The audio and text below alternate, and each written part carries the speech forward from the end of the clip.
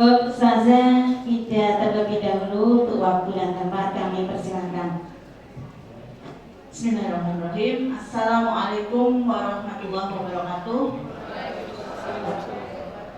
Alhamdulillahirabbil alamin wassalatu wassalamu ala anbiya'il mursalin wa ala alihi washabbihi ajmain. Asyhadu an la ilaha illallah wa asyhadu anna Muhammadan abduhu wa rasuluhu la nabiyya ba'da. Asbahna ala fitratil Islam wa kalimatil ikhlas wa ala dini nabiyina Muhammad sallallahu alaihi wasallam wa ala millatina abina Ibrahim hanifah wa ma kana minal musyrikin. Alhamdulillah Bapak Ibu yang hadir di ruangan ini, yang saya hormati Bapak Ketua Yayasan, kemudian Ibu Kepala Sekolah SPIT Bina Insani dan Pak Moderator. Senang sekali saya akhirnya ke Semarang lagi ya. Pagi hari ini lumayan tadi lancar perjalanan dari Solo 7:30 sampai di sini 8:30. Sehat Bapak Ibu? Saya boleh lihat ya? Ya. Sehat ya Bapak Ibu? Niat banget ya datang ke sini ya? Iya, alhamdulillah. Jadi lupakan cucian, lupakan apalagi kita para ini pengejar matahari ya. Jadi saya di tol sudah lihat aku kayaknya mendung-mendung gimana gitu ya. Tetapi semoga hati kita tidak mendung dan semoga hari ini kita bisa menghadirkan pikiran dan perasaan kita di ruangan ini sebagai sebuah bentuk cinta kasih kita kepada anak-anak kita, betul ya? Materi kami panjang, jadi nanti kita akan berbagi materinya dan mudah-mudahan nyampe ya untuk kita berdiskusi ya. Karena temanya saya bilang kemarin sama Bu Lina yang menghubungi saya, lumayan berat ini temanya, terutama sebenarnya bagi kami juga berat ya. Karena kalau nanti Bapak Ibu para sahabat orang tua ini akan berharap dapat tips-tips parenting, kayaknya saya merasa nggak perlu ya. Seorang guru saya pernah mengatakan di dalam dunia parenting dan pendidikan itu nggak ada tips sebenarnya, ya, karena ahli parenting terbaik untuk setiap anak adalah orang tua masing-masing. Baik, slide lanjut, Bapak Operator, kita sudah ya, lanjut. Nah ini ya, bisa dilihat ya Bu, ada yang mengalami. Ini jadi perlu ada disclaimer dulu, ya. Yang apa?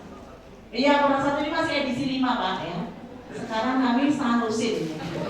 Lumayan lah ya, setengah lusin itu harga grosir. Jadi kalau kemana-mana sudah mulai dapat harga grosir karena udah setengah lusin. Nah ini waktu masih 5 ya, bertahan sampai 2000 berapa Pak? 2012 itu masih edisi 5 anak. Nah, yang pandemi ada anggota baru. Kemarin baru 2 tahun. Nanti ya kita munculkan ya.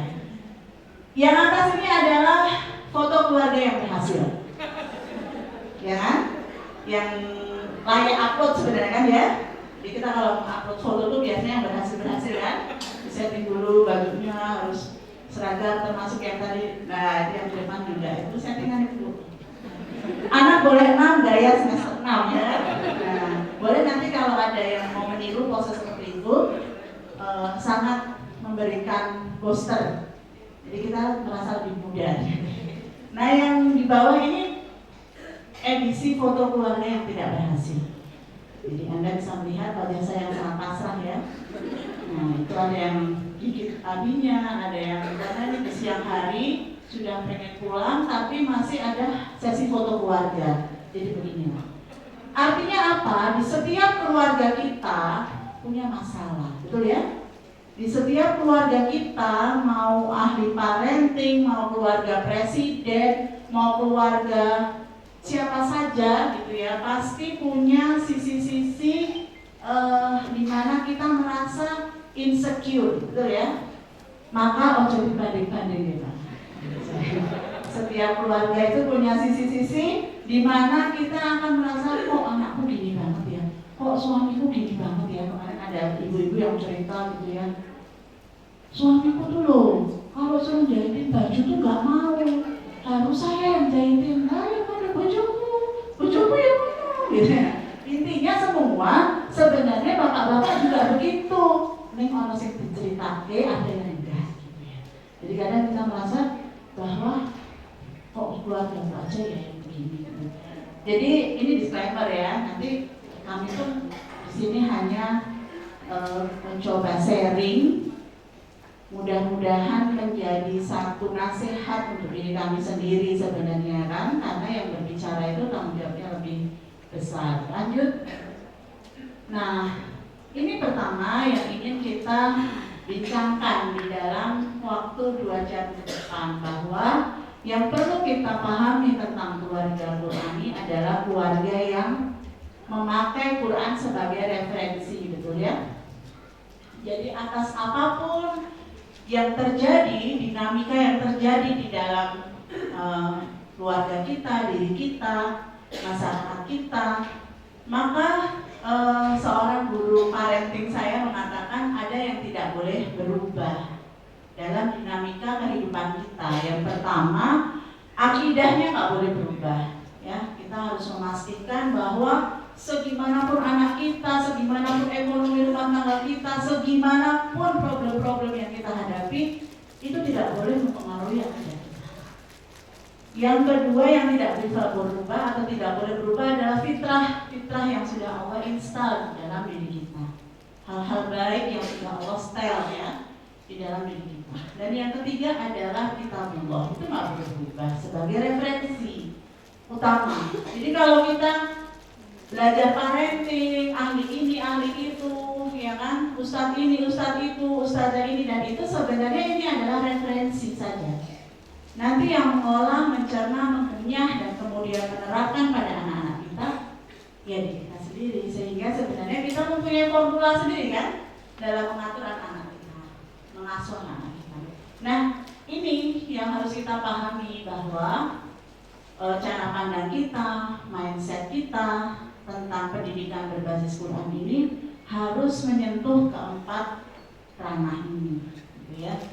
Gimana cara pandang kita tentang anak, bagaimana cara pandang kita tentang rumah atau sekolah, bagaimana Quran mencelupkan atau memberi inspirasi kita sebagai pendidik, baik guru maupun orang tua, dan juga bagaimana sih Quran ini bisa menyentuh, bisa mewarnai lingkungan kita. Nah, nanti saya akan bicara yang anak dan rumah. Nanti Pak Ustadz ya bicarakan tentang peran orang tua dan masyarakat.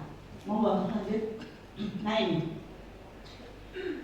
Jadi sebelum kita ngobrol yang macam-macam, kita harus tahu bahwa Quran itu memberikan banyak sekali pemaknaan ya tentang rumah ya, tentang rumah. Jadi intinya kalau kita balik ke rumah kita jadi sakinah, ya, jadi tenang. Ada yang pulang ke rumah jadi anas-anasan, nonton Pak, sedih gitu ya, alah ketemu meneh gitu ya Pak ya. Apalagi kalau suami saya pernah ngisi di training gitu ya. Siapa yang besok mau ketemu lagi di surga? Wah ibu-ibu semangat Pak, saya gitu ya. Begitu bapak-bapak mikir, mungkin bapak-bapak berpikir penderitaan belum berakhir. Jangan salah Pak, nanti kalau sudah ketemu di surga ini nanti kabeh Pak. Pak ini saya bahasanya begini guys, karena Solo banget gitu ya. Kayaknya bahasa Jawa di matchingkan dengan bahasa Indonesia tuh lebih menyenangkan gitu ya, lebih luas. Nah ini ya, jadi rumah ini harus kita pahami sebagai tempat ibadah. Ya. Jadi bukan hanya tempat transit ya, bukan hanya tempat saya capek datang terus tidur ya. Maka kita akan beda memandang house dan home.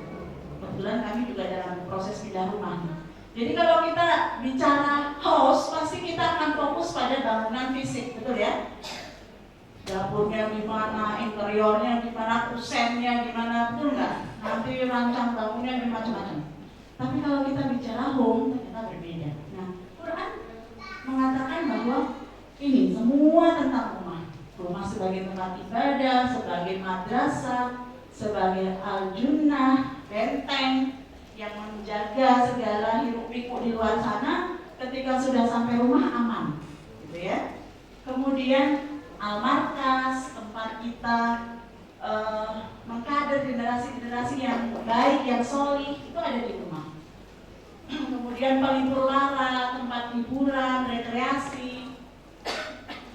Maka jangan sampai kita pulang ke rumah malah bosen, malah jenuh gitu ya, malah bikin ruwet. Nah, juga Al-Maulud tempat regenerasi dan juga tempat menghidupkan sunnah-sunnah Rasulullah dan tempat adanya bersemainya kasih sayang. Itu saya rangkum menjadi ini. Lanjut Mbak. Ini ya ini namanya otak-atik dapur. Jadi jadi home gitu ya. Bahwa di rumah kita itu, rumah yang suasananya Qur'ani itu seharusnya ada suasananya, ada harmoni, ada happiness. Jadi harmoni itu sama apa beda? Jadi kalau kita bicara jodoh itu kan mesti selain deh Pak. Jadi nggak mungkin dari awalnya itu berbeda laki-laki dan perempuan. Jadi rumah akan menjadikan kita semua itu bekerja sama, mengelola perbedaan menjadi harmonisasi dan ada happiness, kebahagiaan. Rumah juga tempat yang otentik. Nah coba, apapun di luar sana sebagai apapun kita, mestinya kita sampai di rumah tuh mesti jadi pribadi asli, betul ya? Aslinya ya menurut gitu ya.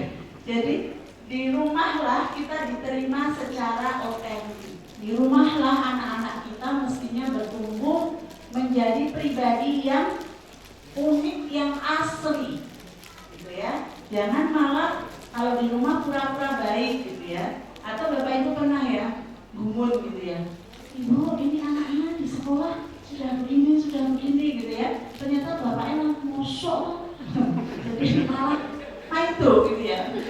Masa anak saya begitu terus di rumah enggak itu? Nah, hati-hati. Ternyata gurunya lebih kenal daripada kita.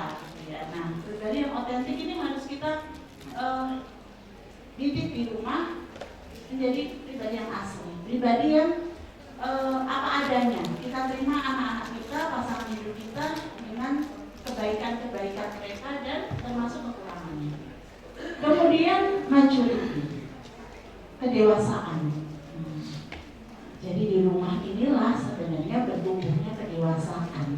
Hari ini kita melihat anak-anak yang home service, betul ya, nopo-nopo dilabeli, ya. Beda dengan anak-anak dulu ya. Pokoknya tulang dijane, gitu ya. Tulang dijane kemana-mana, gitu ya. Kalau anak sekarang sambil menunduk, sambil tinggal mangap-mangap aja, gitu ya. Tulang. Jadi makannya itu nggak menghayati gitu ya, yang penting dia kenyang, betul nggak? Atau malah dia nggak kenyang karena sudah kenyang dengan gadget, gitu ya. Jadi hari ini anak-anak kedewasaannya ini sangat berkurang. Lalu rumah ini sebenarnya melatih kedewasaan. Bagaimana dia mandiri, bagaimana dia membantu keseharian orang tuanya, gitu ya. Tumbuh menjadi pribadi yang dewasa. Nanti biasanya di pendidikan akhir balik ya. Kemudian ada fungsi-fungsi pendidikan dan entertain. Ini penting. Bapak Ibu sudah pernah terakhir memeluk anak perempuannya kapan? Pak yang punya anak putri? Depan? Tadi malam? Ya, Bapak meluk anaknya yang perempuan? Sesering apa? Oh terus ya dibawa ya Mas Allah. Ada yang baju merah? Meluk anak perempuannya ada? Usia berapa? 2 tahun. 2 tahun. Anakku ya. Ada yang lebih gede dari itu? Enggak. Yang punya anak gadis? Yang punya anak gadis perempuan? Bapak Ibu ada? Bapaknya meluknya apa Pak? Semalam alhamdulillah. Karena ada yang pernah saya tanya, kapan Pak meluk anak gadisnya terakhir? Lebaran Bu. Itu tuh malu-malu ya biasanya. Gitu ya.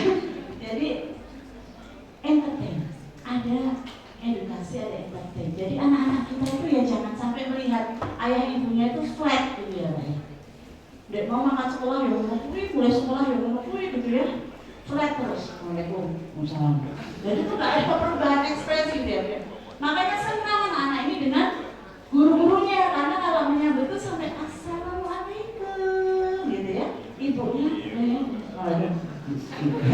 Ngantar sekolah itu cuma terus begitu sudah disambut sama gurunya, alhamdulillah. Terus ibu-ibunya hangout sarapan bersama. Gak ada ya di sini ya. Ya lanjut. Nah, makanya sekolah dan rumah ini sinerginya di sini ya. Tadinya mau saya bahas juga sinergi ayah dan ibu, tapi nanti saja. Ini penting. Jadi sekolah ini fungsinya pengajaran Bapak Ibu. Ya. Sedang rumah itu pendidikan. Nah, kita sering salah ya. Kita sering salah bahwa kadang-kadang kita ya sekolah itu mendidik. Enggak, dalam konsep pendidikan Islam itu rumah itu ternyata harus tarbiyah dan takdik dulu. Membina dulu hal-hal baik dari anak kita di usia dini. Nah, usia dini saat ini pun sekolah ya. Bahkan ada baby school kan. Nanti dari yang pun bayi itu sudah dicarikan sekolah Pak. Itu ada ya. Jadi sekarang terburu-buru untuk segera mendelegasikan pengajaran ini. Ya, padahal di usia-usia 0 sampai 6 ini kelas 1 ya, banyaknya kelas 1 ya, orang tua kelas 1. Nah, 0 sampai 6 ini fungsi-fungsi pendidikan, takdir, tarbiyah ini harus selesai dulu di rumah. Ya.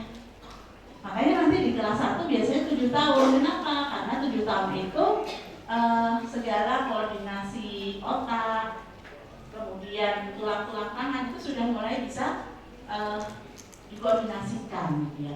Maka 0 sampai 6 ini PAUD atau usia dini ini sebenarnya sangat penting pendidikan bersama orang tua ya. Kemudian sekolah ini hanya penunjang. Yang utama itu rumah. Sami kok wali wis prung gitu ya. Padahal para ulama dahulu itu diselesaikan dulu pendidikan dengan orang tuanya simalnya, baru kemudian dimasukkan ke pengajaran, ke sekolah, ke guru gitu ya. Nah, aslinya seperti ini. Sekolah itu asisten ahli. Ya, sedangkan rumah itu penanggung jawab. Jadi kalau memang orang tua tidak mampu, baru kita carikan nih asisten ahlinya, matematikanya, bahasa Inggrisnya. Tapi semangat belajar itu semestinya di rumah gitu ya, di rumah, disemangati, ditumbuhkan itu di rumah. Sekolah, pengetahuan dan kecakapan, rumah itu karakter. Maka ada pendidikan berkarakter. Nah, karakter ini piye nek ning sekolahan ini banyak banget ya Bu ya. Kadang-kadang di sini kita ada sedikit apa ya? Sekolah ini jadi bertanggung jawab atas semua gitu ya. Jadi banyak sekali tanggung jawab sekolah. Padahal karakter itu kira-kira dibentuknya cepat oleh orang tua atau oleh guru? Oleh orang tua. Makanya biasanya nih, mudah-mudahan di Bina Insani nggak ada. Saya banyak sekali menerima masukan dari para guru. Ya Allah, Bu Frida, tiwas temane tak apik-apike, sing disasar rada teko. Jadi kadang-kadang orang tua yang bermasalah itu membuat anaknya bermasalah. Anak yang bermasalah, orang tuanya lagi gelem teko menten iki. Jadi sudah dicarikan tema-tema yang bagus. Orang tua yang harusnya kalau nasihati guru langsung kan nggak mau ya, Bu. Dibikinkan seminar yang disasar malah nggak datang.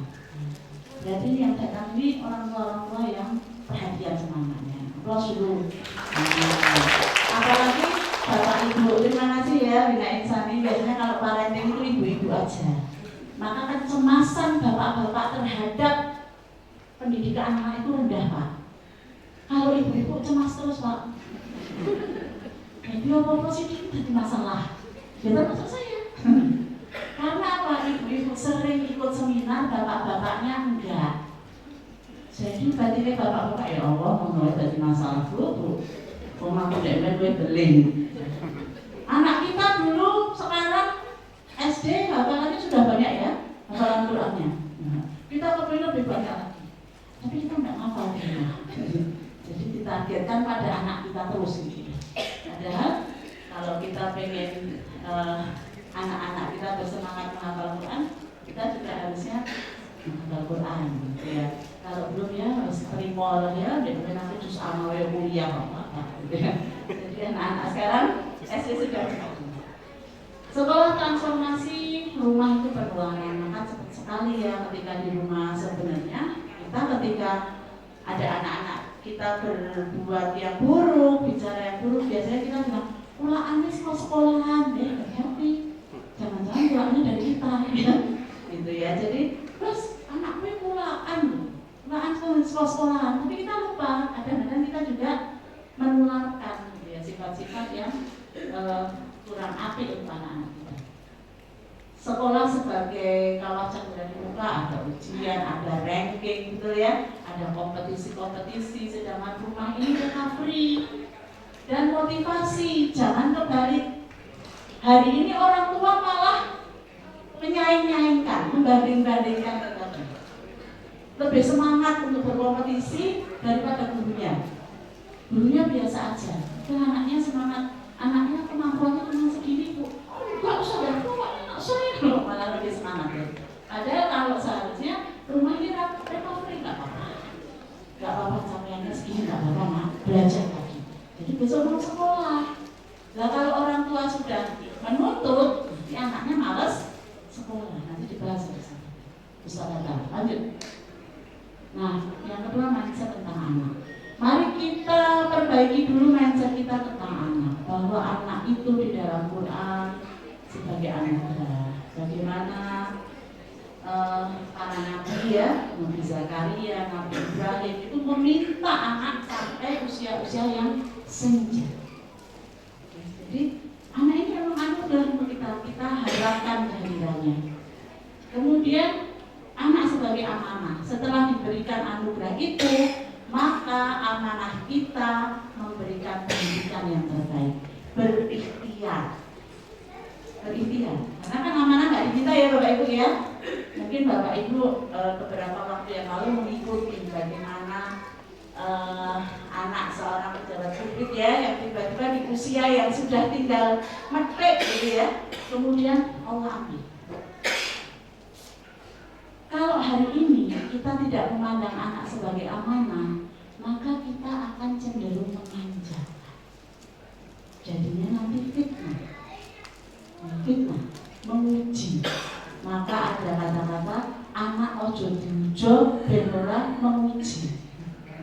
Ya, kalau anak kita ujo, tahu ya Pak, kita ujo ya Pak.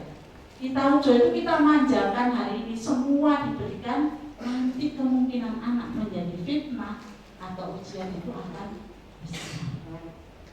Tapi kalau hari ini anak-anak kita didik sebagai kita sebagai pengemban amanah dengan hadirnya mereka, maka anak-anak kita akan menjadi guru kain seperti yang di doa kita setiap hari. Mau lanjut operator. Nah, karena tiap hari kita mendoakan ini, kita pengen anak dan pasangan hidup kita menjadi penyenang hati, penyejuk hati, ya, dan kemudian menjadi pemimpin orang-orang yang bertakwa. Nah nanti di sini kita akan lihat ternyata semua anak punya potensi, gitu ya. Lanjut. Nah maka inti pengasuhan ayah bunda ini di sini, ya. Anak-anak ini lahir diinstal baik oleh Allah. Ada yang hari ini masih suka bangunkan anaknya bangun subuh. Saya yang ngaco, saya juga ngaco Pak, nggak apa. Nah, dari semua itu. Mari kita flashback. Jangan-jangan susahnya anak kita bangun pagi hari ini karena kita sempat menguninstall fitrah anak-anak kita. Dengan apa misalnya? Menyuruh tidur lagi ketika bayi. Tadi yang punya anak-anak kecil ya.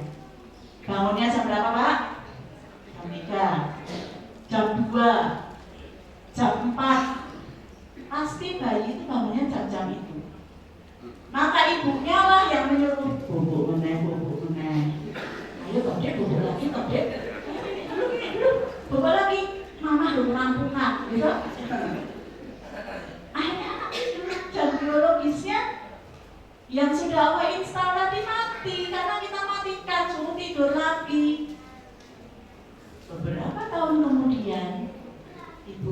bangunannya bukan untuk sholat subuh, ben sekolah telat. Ayo Dek, bangun Dek, nanti sekolah terlambat loh. Jadi bukan, maksudnya bukan nanti subuhmu telat loh Dek. Maka terbawa sekarang bangun subuhnya susah, kapokmu kapan gitu. Karena kita yang dari awal ketika anak itu kita reject, kita tolak bangun paginya, ya sudah. Tapi coba kita, oh ya bangun dari sini, alhamdulillah bangun. Dia masuk nih, setiap subuh dia lihat aktivitas orang tuanya.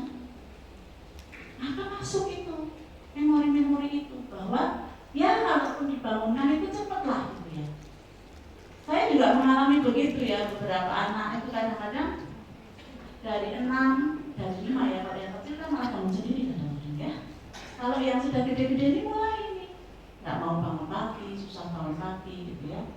Nah, maka kalau kita menguninstall, mematikan fitrah-fitrah yang Allah berikan, maka ini akan terjadi penyimpangan, gitu ya. Pasti nyimpang, gitu ya. Maka saya sempat mengusulkan untuk guru-guru TK itu ada Pak Guru, ya Pak ya. Ustaz, ada Pak Guru TK. Biasanya kan cuma guru Dramen atau guru apa ya kalau guru TK, guru olahraga gitu. Tapi ternyata di pendidikan usia dini itu Bapak Guru itu penting karena hari ini ada fatherless country. Bapaknya ada tapi nggak ada. Bapaknya capek sampai rumah. Sudah tuh ketemunya di sekolah guru semua. Lah bu guru cerita Umar bin Khattab ya ora medeni, Pak. Nggak gagah, betul nggak? Kamu ngepet, itu aja. Akhirnya sekarang banyak sekali anak-anak laki yang cengeng, betul nggak? Banyak anak laki-laki sih keden, gitu loh. Karena di rumah ayahnya nggak ngejak air, di sekolah ketemunya bu guru. Maka penting itu bapak-bapak guru di usia dini, penting sekali berkisah. Saya membuktikan ya, anak-anak itu kalau yang berkisah abinya itu senang banget, karena ekspresi tenanan. Soalnya dia jarang tenanan, begitu cerita itu abinya tenanan. Begitu saya cerita, saya sama ngantuk. Tengah-tengah itu ceritanya beda. Ini kok sampai situ Tommy, kan kita kadang-kadang ngantuk gitu ya. Itu beda. Seorang ayah yang berkisah itu luar biasa. Maka mohon maaf ya, saya pernah dapat cerita dari teman kami yang non muslim. Jadi di beberapa gereja itu digalakkan ayah itu bercerita satu kisah dari Bible. Dan setiap sekolah minggu, setiap minggu itu dicek sama pendetanya. Sudah menceritakan kisah dari Alkitab itu apa saja, gitu ya. Itu padahal itu tuh kisah itu ada di Quran. Quran ini isinya kisah semua, gitu ya. Nah seperti itu. Jadi memang fitrah ini kita asah terus. Kita terima fitrah anak kita. Oh ya anak kita begini, anak kita begini, beda. Setengah losin tadi beda-beda. Dari setengah losin kita belajar untuk memahami 6 karakter anak. 6 cara menegur, 6 cara bicara, gitu ya. Dan itu biasanya yang nggak sabar itu ibu. Makanya ibu itu kalau bapak itu marah, kalau ibu marah. Kalau ibu ini hati-hati, karena kita ini berpotensi untuk menyimpangkan fitrah anak kita. Karena kita harus nggak sabar ya. Kadang-kadang kesabaran kita selalu bilang sabar ada batasnya. Padahal yang dibatasi ya kita sendiri ya. Kalau bapak itu saja sudah oke ya. Tapi kalau Umi itu marah itu kok bersanat, panjang. Kemudian riwayatnya itu sudah diingat. Mama kan kemarin udah bilang gila. Jadi seminggu yang lalu masih ingat kita ya Bu ya. Ya itu kelebihan ibu-ibu kalau sangat hafal.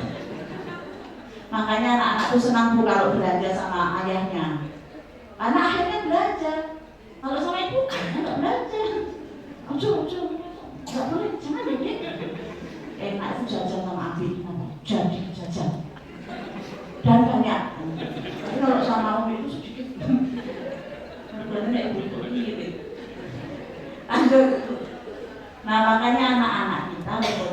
solih. Ini mindset yang ketiga. Tadi yang pertama bahwa pemahaman tentang anak, posisi anak di dalam kehidupan kita. Yang kedua bahwa anak dilahirkan fitrah, dengan fitrahnya, dengan kebaikan. Yang ketiga bahwa anak itu punya pembawaannya masing-masing. Ya, di surat Al-Isra 84. Jadi anak ini akan berbuat, semua orang kita itu berbuat dengan pembawaannya masing-masing. Ada yang pembawaannya senang sinau, senang belajar, mandiri, belum jamnya satu gitu ya, senang banget sekolah, belum setengah 7 sudah siap, gitu ya. Ada yang santai di pantai, biasanya anak kedua. Banyak anak kedua itu kok banyak dicurhatkan ke saya ya Pak? Saya nggak tahu. Anak kedua saya itu santai, berbeda. Ini mesti konconya oleh iya. Jadi anak-anak yang tampaknya cuek, tampaknya tapi ternyata tinggi itu santai, mandi. Mana biasa harus gampang gitu ya. Temannya banyak gitu ya. Ada yang pembawaannya serius, ada yang sekolahnya senang banget, ada yang malas sekolah, itu macam-macam gitu. Maka Rasulullah itu mendidik para sahabat juga dengan potensinya masing-masing gitu ya. Tidak kemudian dikebiah-biah bahwa satu anak harus sama. Maka ada yang setiap anak berpotensi solih. Ada yang mungkin potensi solihnya dicerewet ya. Ada yang mungkin potensi solihnya dengan kecerewetannya itu dia bisa bermanfaat gitu ya. Ada yang mungkin dengan pendiamnya itu bisa bermanfaat gitu. Anak saya pernah tanya, Umi itu kok ya? Ini matematikanya kok jelek sekali gitu pertanyaannya. Oh nggak apa-apa. Dulu matematikanya Umi 4. Ya Allah ini sini gitu. Nggak apa-apa matematika 4. Umi nggak malu enggak. Kompetensinya ngomong. Jadi kalau yang akademisnya agak bagus sepertinya niru beliau. Tapi kalau yang cerewet dan kemudian apa ya mungkin temannya banyak itu niru saya. Jadi kita itu tidak usah memaksakan DNA keluarga masing-masing ya Bapak Ibu. Kita dilahirkan dengan potensi yang berbeda-beda, betul nggak? Jangankan anak kita, nah kita dengan suami kan sudah berbeda, gitu ya. Maka saya 3 bersaudara misalnya punya potensi cerewet semua. Gitu ya. Adik saya yang laki potensi cerewetnya di public speaking, adik saya yang kecil potensi cerewetnya di ngajar, saya di seperti itu. Jadi mari kita bersyukur dengan harmonisasi potensi anak-anak kita. Tidak usah dibandingkan DNA-nya kok. Misalnya matematikanya oleh banget ya anakku, tapi kok bahasa Jawanya bagus. Saya kan bisa jadi pranoto di Jawa. Dan ini kok dia bayarannya nggih larang. Turun wonten pelatihannya barang. Jadi tidak semua kita itu harus melihat anak kita itu seragam. Karena anak-anak yang satu kandung tapi beda-beda, apalagi dengan anaknya orang lain. Maka mari kita ubah mindset baru. Anak saya bisa soleh di bidang ini dan bermanfaat, ya. Lanjut. Ini tadi sudah, lanjut lagi Bu. Nah, lanjut. Sekarang kita bicara fitrah pengasuhan di usia 7-10. Anak SD. Apa sih yang disenangi anak SD? Apa sih potensi anak SD kelas 1? Apalagi sekarang kurikulumnya Merdeka Belajar ya, basicnya project. Ini berarti ayah ibu di rumah itu tidak bisa nganggur dengan kurikulum ini. Ya harus bawa ini, bikin ini, project ini gitu ya. Nah ini harus ada semangat kita untuk memahami bahwa di usia 7-10 ini ada fitrah-fitrah keimanan yang harus kita tumbuhkan, harus kita rawat. Kalau masih kecil-kecil itu tauhid rububiyah, senang dengan alam semesta, dengan alam sekitar gitu ya. Mereka takjub. Kalau umur 7 sudah mulai ini diajak sholat, diajak ke masjid, ini 7. Maka ayah-ayah di sini berperan. Ayah lebih dekat dengan anak laki-laki di usia ini idealnya. Diajak ke masjid, diajari sholat berjamaah di usia ini ya. Kemudian tadi ya menyambung dengan bilingual tadi, menguatkan bahasa ibu dulu baru bahasa asing. Jadi kalau di 0-6 saat anak-anak kita tahu mboten sak kesusu dengan bahasa asing. kuatkan dulu bahasa ibu. Bahasa ibu itu akan membuat anak kita bisa berekspresi, menceritakan perasaannya. Baru di usia yang lebih tinggi kita bisa berikan bahasa asing. Kenapa bahasa ibu? Makanya Rasulullah itu kan dikirim ke Bani, disusukan ya. Di sana itu bahasa ibunya bagus, gitu ya. Orang-orang dulu itu disusukan di pedesaan dan sebagainya. Supaya apa? Supaya kesantunan bahasanya itu bahasa-bahasa yang murni, ya. Karena ini penting untuk literasi. Anak yang dekat yang bahasa ibunya itu bagus, itu biasanya nanti mempelajari bahasa asing itu cepat.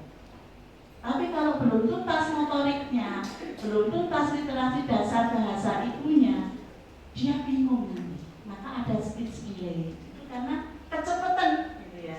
Kadang-kadang kan kita itu sudah nggak kenal ke sekolah saiki, ya, kecut macam-macam, ya, dengan bahasa-bahasa yang macam-macam. Ternyata anak belum bisa menangkap itu dengan sempurna. Nah di kelas bawah SD kelas 1 umur 7 tahun ini bermain dengan alam, pit-pitan di sekitar masyarakat, piknik di sekitar. Ada yang suka bola, kesana kesini anaknya senang kalau kegiatan di luar. Ini memang fitrah anak kelas 1 SD. Makanya peralihan antara bermain ke belajar. Maka jangan nanti anak laki dan perempuan beda lagi. Anak laki saya itu kok tidak mau belajar, ya tidak apa-apa. Anak laki itu kesadaran belajarnya biasanya tuh agak lambat daripada anak perempuan. Karena memang motoritasnya harus banyak dipakai untuk eksplorasi, gitu ya. Jadi jangan semudah ya Pak dengan anak-anak kita, gitu ya. Mengembangkan riset dan proyek sederhana, gitu ya. Makanya di kelas 1 itu kan anak-anak itu daya imajinasi, keingintahuannya, tanyanya itu banyak sekali. Maka Bapak Ibu jangan kalah dengan Google, ya. Ditanya, yuk jawab dulu. Misalnya itu ya, Ibu jangan lihatnya di Google, ya baca buku yuk, cari. Sehingga mereka membentuk bahwa buku ini sumber pengetahuan, bukan mesin pencari, gitu ya. Dalam bahasa Jawanya mandor itu apa ya? Cari Google aja betul, gitu ya. Bahasa Jawa itu nyari di Google juga, Mas. Ada seorang guru yang pernah malah, ya nanti cari di Google ya. Waduh, kita ngomongin jangan cari di Google, malah gurunya dulu nyari di Google. Nah, itu salah kaprah. Kemudian di usia SD, mari kita kembangkan ragam aktivitas. Ragam aktivitas. Jangan dijudge dulu. Oh kayaknya ini bakat begini deh. Ini kayaknya bakat begini. Bakat itu bisa muncul konsisten di usia-usia 10 tahun ke atas. Jadi sebelum 10 tahun ke atas, berilah ragam aktivitas dan buatlah jurnal. Difoto, direkam, sehingga nanti di usia-usia 10 tahun ke atas, gitu ya, di usia anak SD, usia kelas atas ya, 4, 5, 6 biasanya mulai terfokus. Ya, nanti di usia 15 tahun SMP sudah mulai dia condong menghadap. Makanya ketika saya belajar talent mapping jadi oh ya ini anak segini usianya memang masa-masanya begini, nggak cemas. Enggak. Jadi ketika kita belajar parenting itu bukan untuk menghakimi anak kita, tetapi untuk menambah tenang kita bahwa oh ternyata tahapan pertumbuhan dan perkembangan dia sampai di sini, tenang aja. Oh ini memang masanya nggak suka makan, ada ya masa begitu. Oh ini memang masanya begini, sehingga kita itu tenang gitu dengan segala potensi anak kita itu kita terima, kita ridho dengan itu. Lanjut.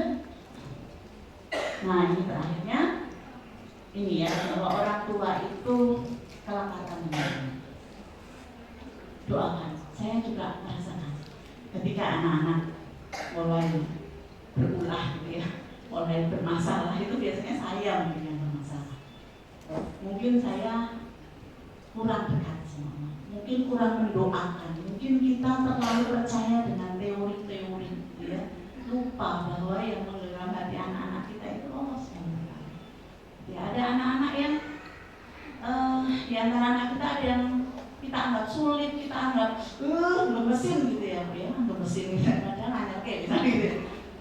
itu bermesin aja biar positif.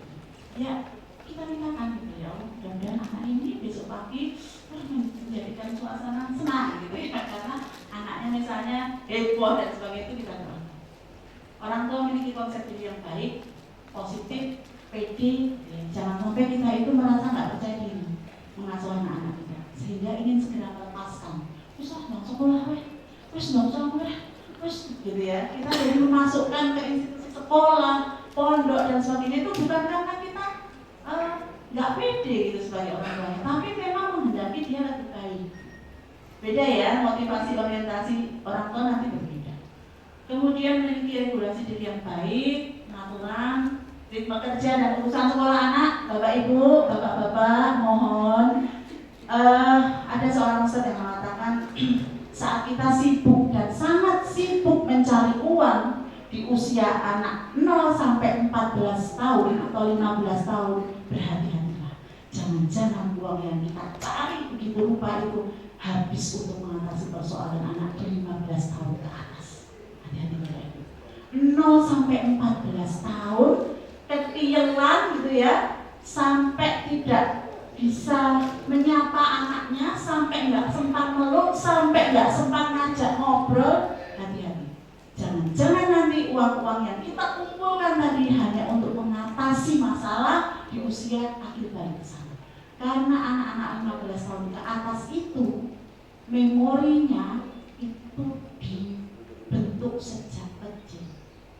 Kalau sejak kecil bondingnya bagus dengan orang tua, masih enak, nanti diandani gampang. Kenangan-kenangan bersama orang tuanya itu akan membentengi dia di tengah lingkungannya. Tapi kalau bapaknya cuma soalnya PRD, sama orang-orang cuma gitu aja, baru mau cerita sudah ditanya yang lain lagi gitu ya. Jadi anaknya baru baru itu ada nggak yang begitu? Mama baru ini, mama ini udah gambarnya bagus, ini udah bagus, gunung bagus ya. Gunung merah,